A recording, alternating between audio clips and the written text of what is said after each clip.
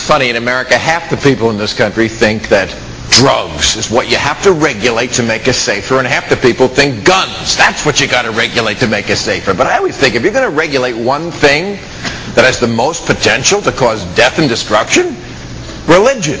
You got to start with religion. And I don't say this out of bitterness. Look, I was raised Catholic, but, you know, I was never molested, and I'm a little insulted. Quite frankly, I guess they didn't find me attractive, but I was attractive, and it's their loss. But no, I mean, what I have against religion is that they start you when you are so defenseless. I mean, I was 3 or something when they started pumping this bullshit into my head. I believed in Santa Claus and the fairy godmother. Of course I believed in a virgin birth, and a guy lived in a whale, and a woman came from a rib. But then something very important happened to me that made me doubt all of it. I graduated 6th grade. Thank you. I mean, God almighty. I really understand how this nightmare of clerical pedophilia could have happened, because if you're a priest and you spend your whole life spewing this nonsense about the snake and the whale and the apple and the rib, it's like, oh, fuck it, just blow me, kid. What the fuck?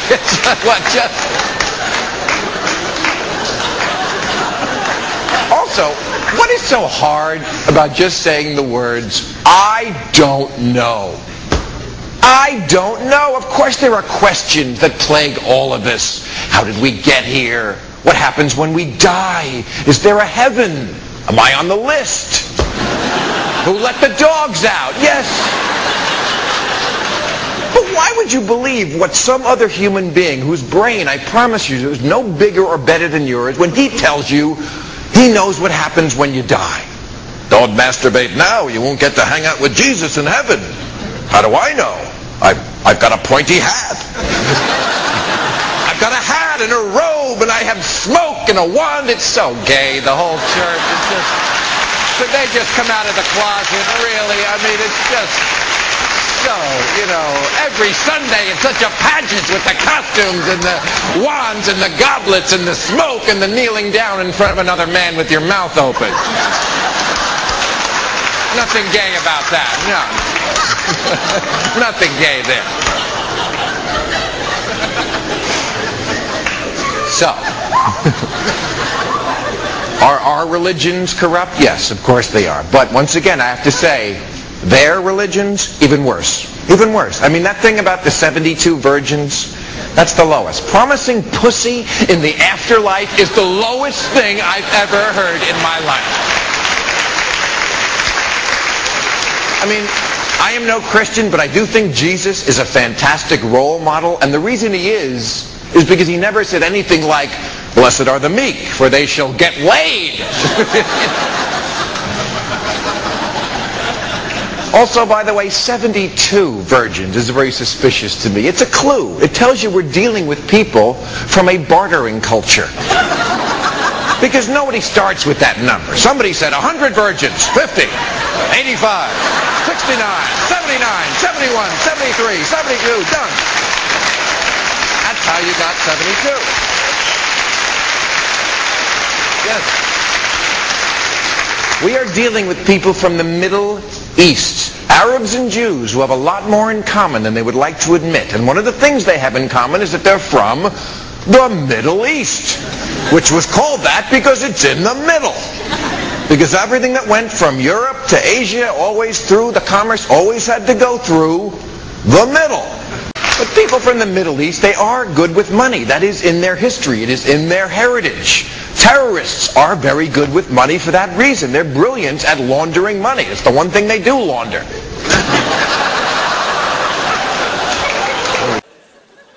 And Jesus is great. I love Jesus. Is there a better role model? No.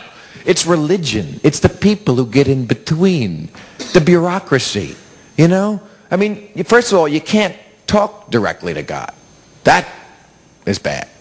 You know, you got to go into a priest, and then he tells Jesus, and Mary got in there. It's like the DMV, you know, it's...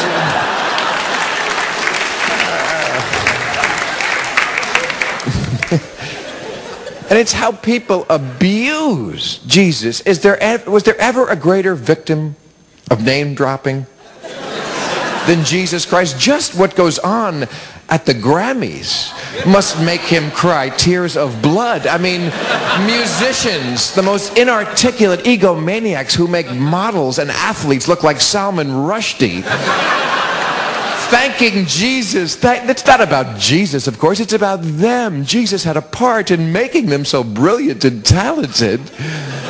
And then they thank their agent and their manager because they did too. You know, when they wear that crucifix as jewelry, the huge platinum and gold and diamonds, I'm sure that's what Jesus had in mind when he was, I hope my death will allow rappers to signal to chicks that they're rich so they can get laid more.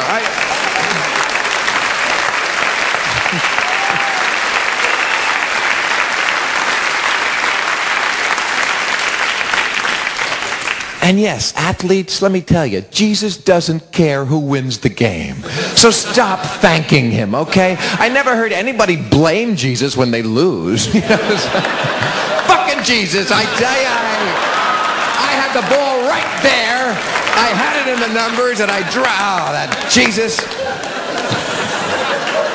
The other team outprayed us at halftime. That's what happened. You got to pray harder than the other guy in this league. But you know, that stuff is just obnoxious. Religion is also dangerous. In Kansas, you probably heard last year, the Board of Education stopped teaching evolution. Apparently the jury is still out for them on evolution. Actually, it came in 1925 in the Scopes trial, but okay. They thought the money would be better spent warding off the Blair Witch and posting the Ten Commandments in the school as a plan to protect their children, which would be good for 12th century Turkey. After this, we're going to fire the meat inspectors and protect against the E. coli virus by saying grace.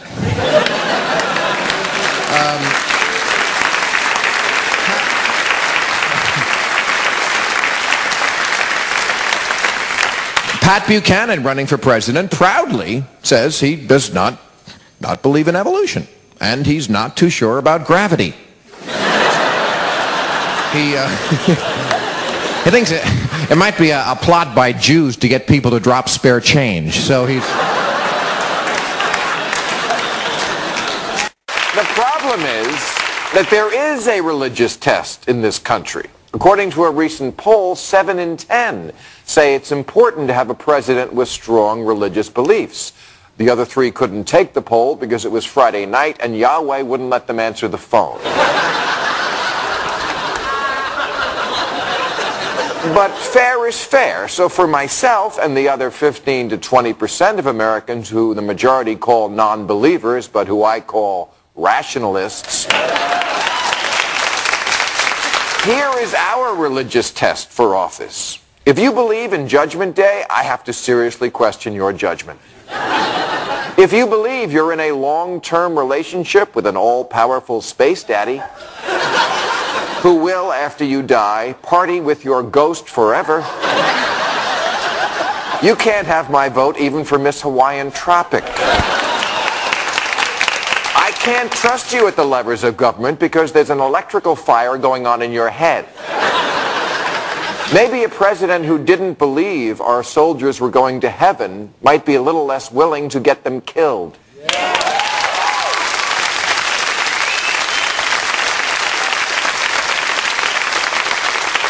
Candidate Mitt Romney, a Mormon, believes in spiritually blessed underwear that can protect him. He seemed like a nice man, and so do his sons, Wally and the Beeve. But I'm sorry, their religion is bad shit. It's like Scientology without the celebrities. And he has every right to run for president while believing in magic underwear and believing that Jesus survived his own death and will return during an Osmonds concert in Branson.